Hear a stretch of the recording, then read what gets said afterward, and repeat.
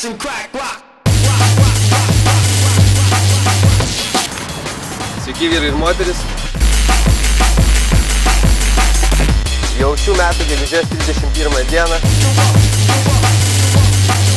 įvyks Baltojo tilto okupacija 3.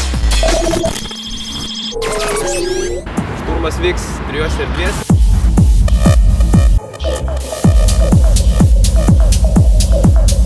Koviniai dvasiai palaikyti mums padės dar 20 didžėjų, tarp kurių bus tokie atlikėjai kaip Dies, Mundisko, Rubin, Dr. Evil, Destructive ir Scare.